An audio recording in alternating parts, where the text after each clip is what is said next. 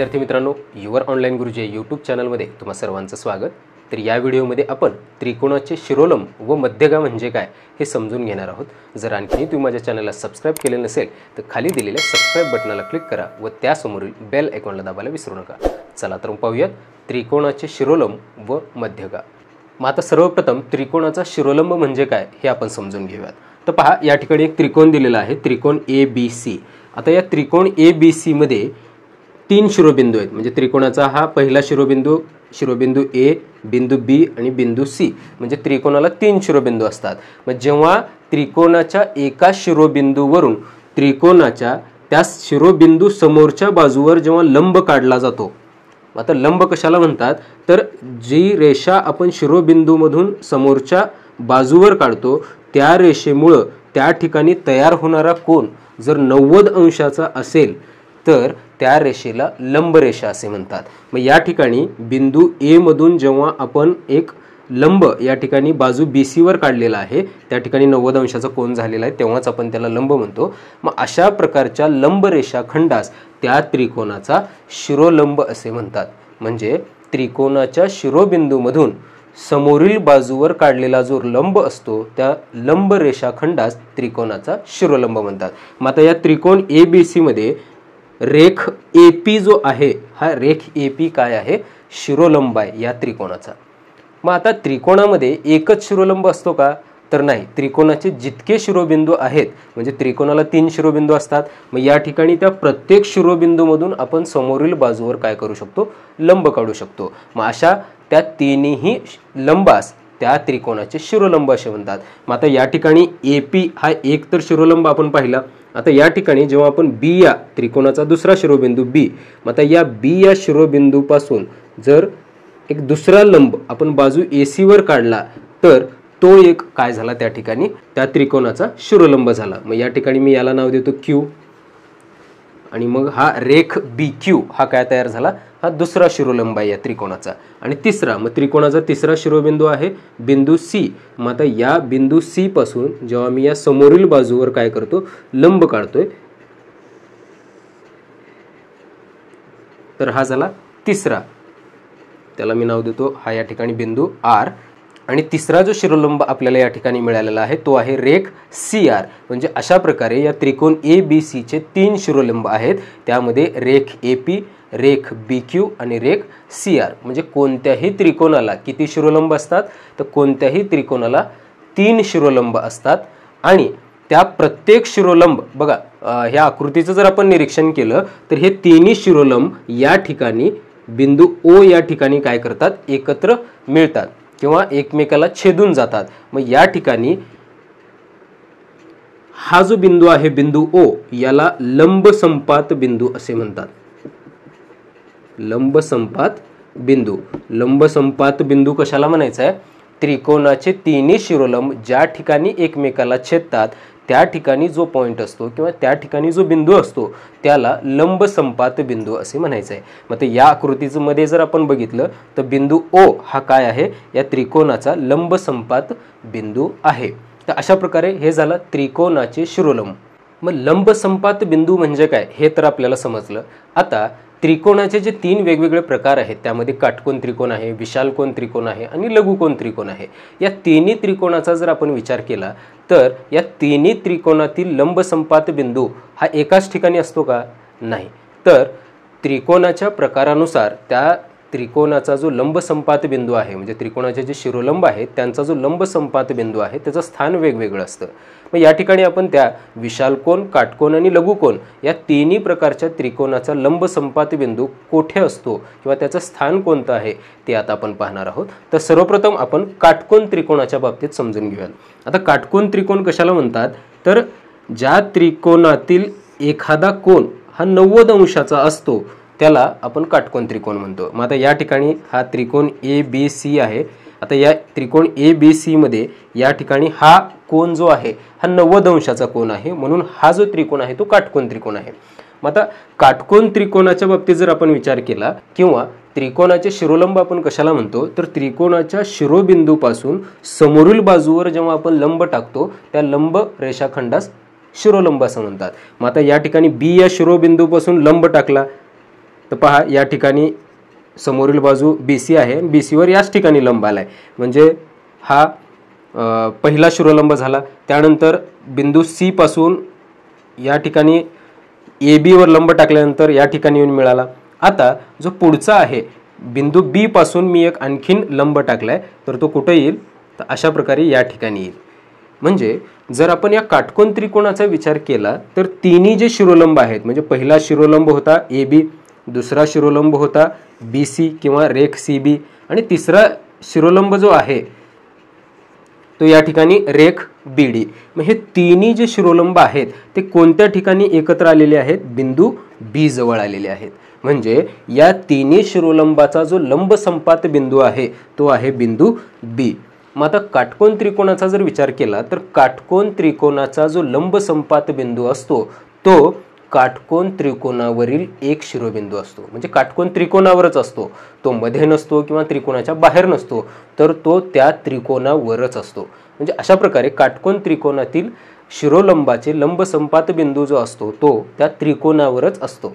हे झालं काटकोन त्रिकोणाच्या बाबतीत. आता आपण एका लघुकोनाचं उदाहरण घेऊयात. आता लघुकोनाच्या बाबतीत विचार केला तर लघुकोन कशाला म्हणायचं, तर ज्या त्रिकोणाचे सर्व कोन हे लघुकोन असतात, म्हणजे 90 अंशापेक्षा लहान असतात. आता या ठिकाणी हा कोन लघुकोनच आहे, हा कोन लघुकोनच आहे आणि हा कोन देखील काय आहे, लघुकोनच आहे. मग आता या त्रिकोणाला मी नाव देतो त्रिकोण PQR.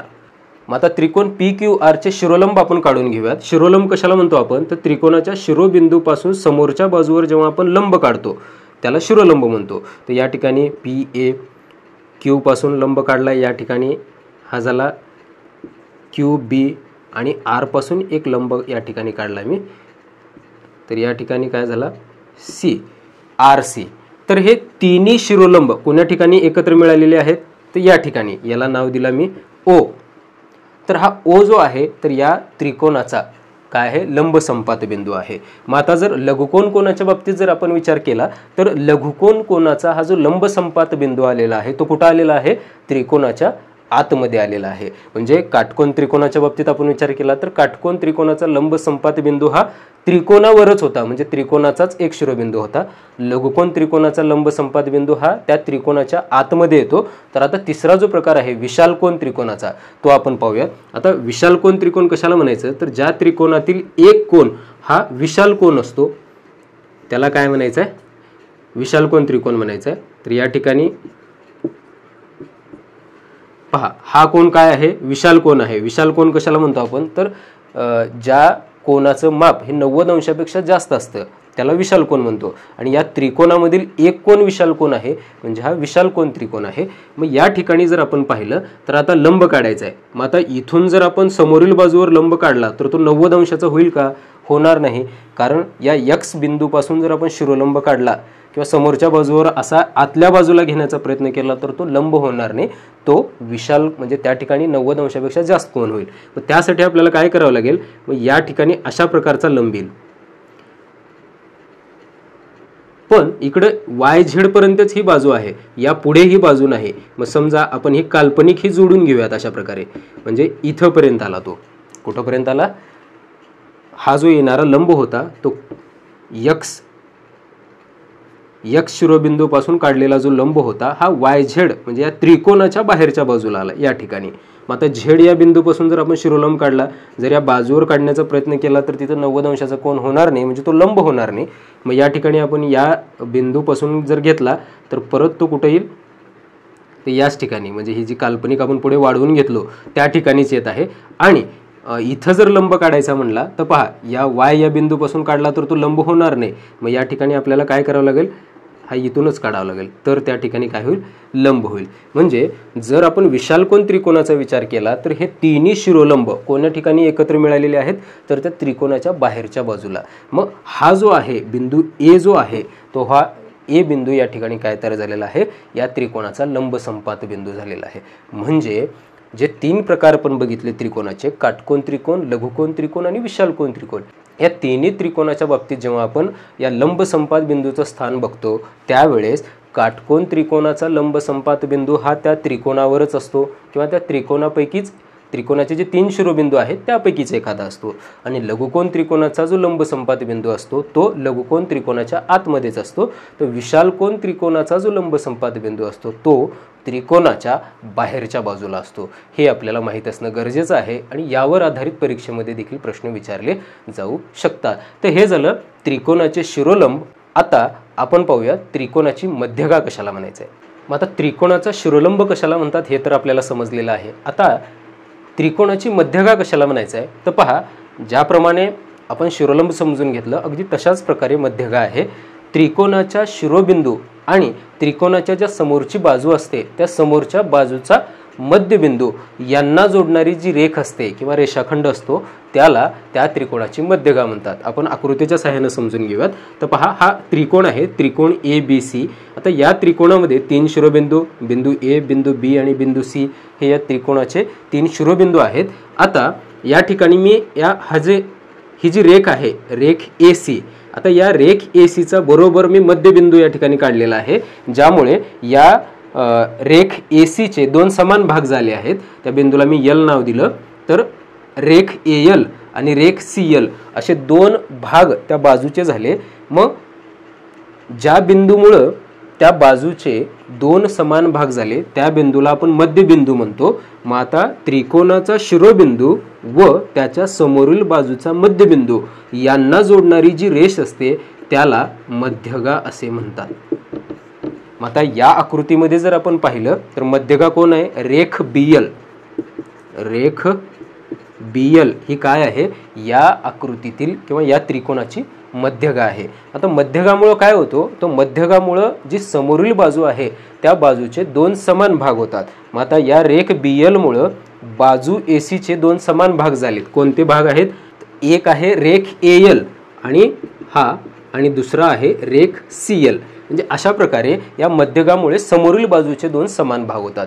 शिरोलंबाच्या बाबतीत विचार केला तर शिरोलंब काय करतो, समोरील बाजूवर एक 90 अंशाचा कोन तयार करतो, त्यालाच आपण लंब म्हणतो। तर मध्यगा काय करते, शिरोबिंदूच्या समोरील जी बाजू असते त्या बाजूचे 2 समान भाग करते। म्हणजे या ठिकाणी बाजूचे 2 समान भाग रेख AL आणि रेख CL अशा प्रकारे। मग आता एखाद्या त्रिकोणाच्या किती मध्यगा असतात, तर जितके शिरोबिंदू असतात तितक्या मध्यगा आपल्याला काढता येतात। मग या ठिकाणी जर आपण बघितलं त्रिकोणाला 3 शिरोबिंदू आहेत, पहिल्या शिरोबिंदूवरून आपण मध्यगा काढलेली आहे। आता आपण दुसऱ्या शिरोबिंदूवरून काढूयात।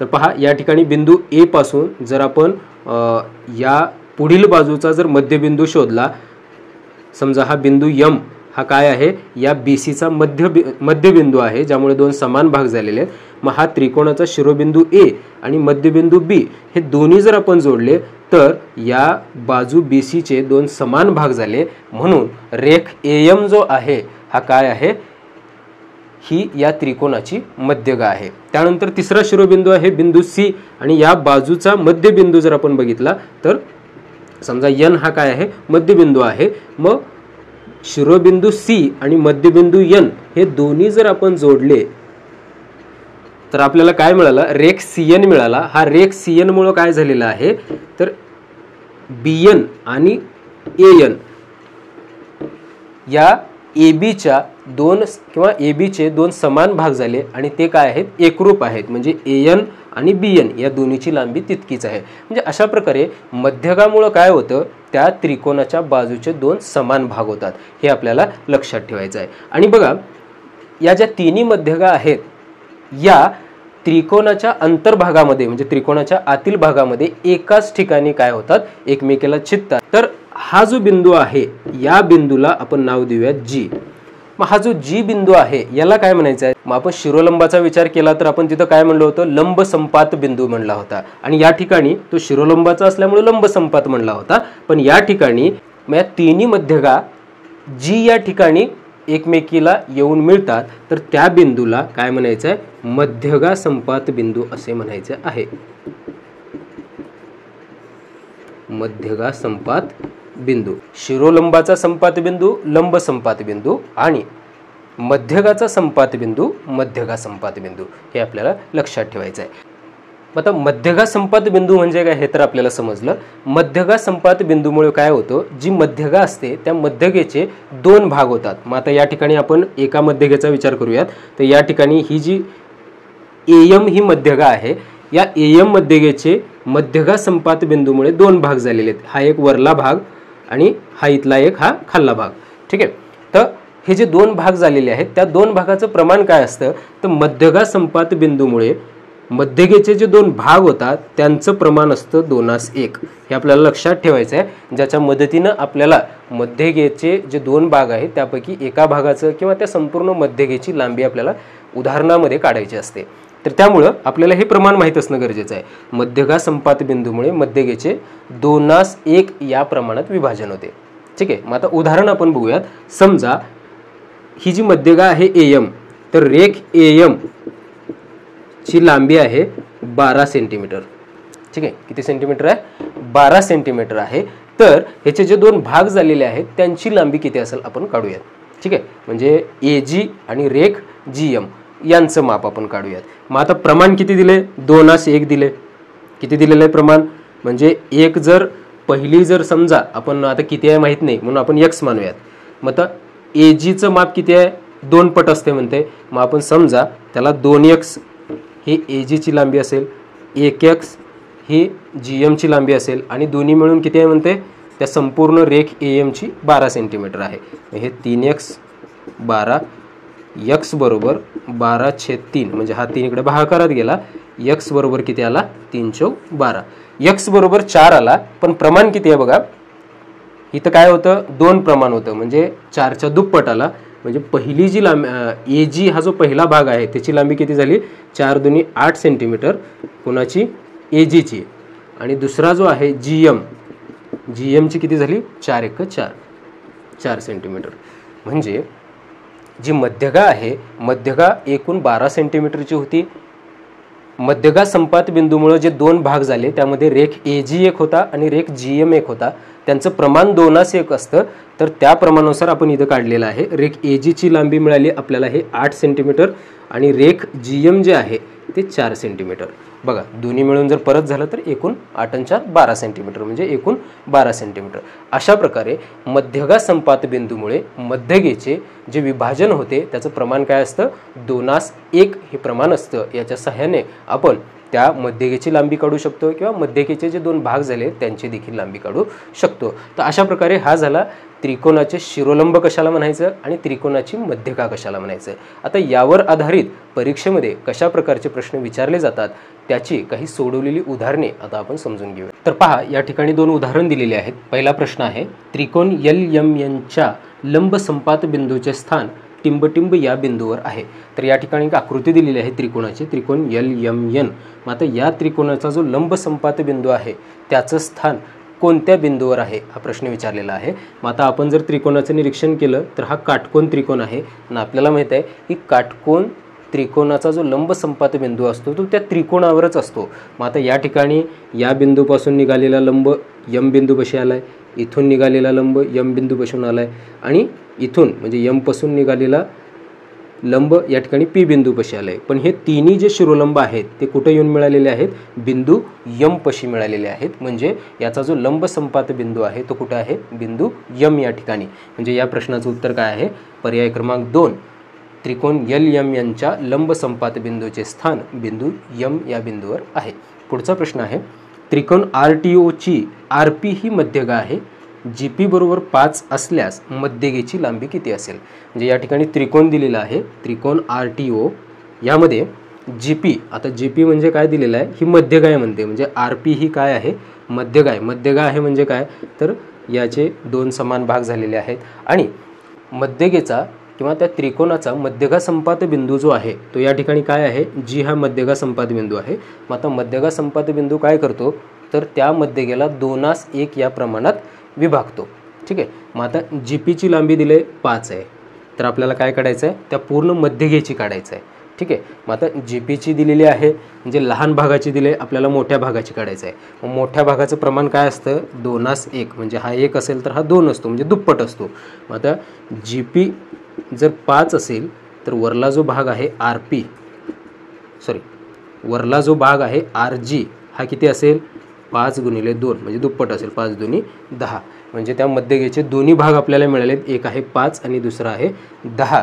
मग दोन्ही भाग मिळालेले आहेत तर मग मध्यगा जी आहे RP त्याची लांबी किती असेल 10 अधिक 5 म्हणजेच 15 आहे का पर्यायामध्ये? तर पहा पर्याय क्रमांक 3 15. म्हणजे अशा प्रकारे मध्यगा संपात बिंदूमुळे मध्यगेचे जे भाग होतात ज्याचं विभाजन होतं त्या विभाजनाचं प्रमाण आपल्याला जर माहीत असेल तर आपण अशा प्रकारच्या प्रश्नाचं उत्तर काढू शकतो. तर अशा प्रकारे त्रिकोणाचे शिरोलंब आणि मध्यगा म्हणजे काय व त्यावर आधारित परीक्षेमध्ये कशा प्रकारचे प्रश्न विचारले जातात हे देखील आपण समजून घेतलेलं आहे. तर तुम्हाला हा व्हिडिओ कसा वाटला? व्हिडिओ आवडल्यास व्हिडिओला लाईक करा, चॅनलला सबस्क्राईब करा व इतरांना शेअर देखील करा.